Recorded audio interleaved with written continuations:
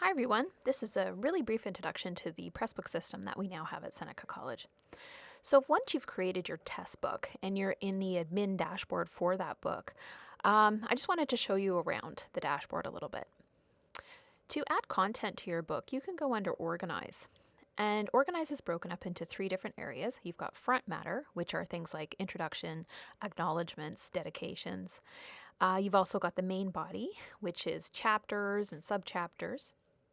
Then you have back matter, and this is where the appendices will go, glossary, and different things like that. So to add content to one of these areas, you can either add new content by clicking on Add Front Matter, Add Chapter, Add Back Matter, or you can go into an existing chapter. And I'll show you around some of the features in here. So in any of these areas, you'll get this same text box editor. And in this text box, you can add content. And then you can use some of the pre-formatted areas up here to format that content. So you've got things like headings and paragraphs. You've got text boxes, which add a little bit of graphic design automatically to your book. So for example, I'll choose examples, and you can see it formats it in a different color in a colored box. You could also do, key takeaways, those different types of things that you're used to seeing in textbooks. You could also add footnotes into. So if you had a footnote that you wanted to add, you could set the cursor to where you want the footnote to go, click on footnote, enter in your information here.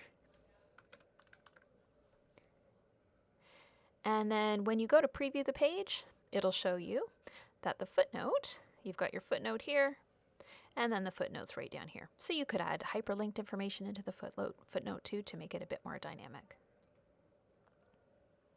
You can also add glossary terms too. So if you wanted to define this term, you could highlight it, click on glossary term, add a description here, insert it, and when we go to preview and you click on content, the description pops up.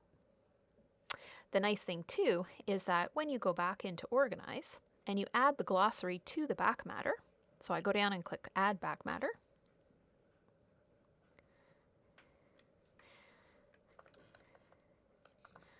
title it glossary, and then set the back matter type as glossary.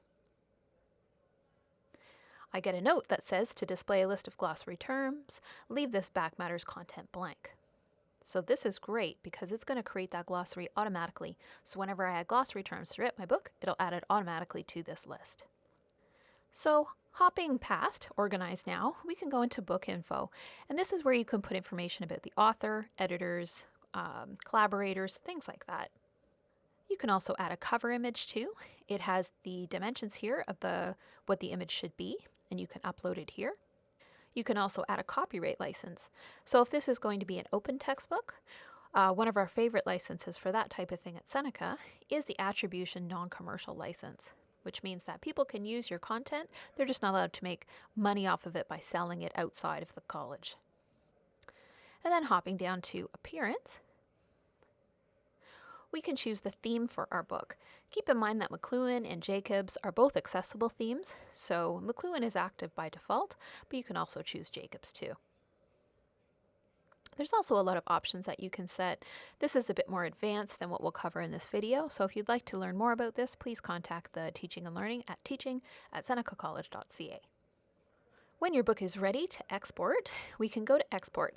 Now your book is available online by default, but you can also offer exported options to students. So you can say export it as a PDF, export it as an EPUB, or a MOBI. So they can read it on their laptop, they can read it on their e-readers and different devices instead of just reading it through a browser window. We've also got some fun self-directed interactive assessments that we can add to the book. So first thing we have to do is just turn on that feature. So if we go to plugins and then go to something called H5P and activate that, that's going to give us a really neat tool. So once I've activated it, I can go down to H5P now, and I can see what types of content I can add. So when I click on it, I can see I can add interactive video, image hotspots, I can do multiple choice, collages, I could embed a presentation right in here, I could do drag and drop, flashcards and different things like that. So there's a lot of different H5P type formats we can add. And you might want to explore this a little bit before you decide on what it is you want to choose. Another great feature about this is that if you create an H5P in a Pressbook, you can export that file and put it right into your Blackboard course so that you can use that little self-directed assessment in your Blackboard course outside of the Pressbooks book. So that was just a super brief introduction to Pressbooks. If you're interested in it to use for open textbooks, creating online modules or online tutorials, or even lab manuals or guides to things, it's a great tool to try out. And you can contact us at teaching@senecacollege.ca if you want to explore more, if you want to meet and learn how you can use this with your students. We're happy to chat.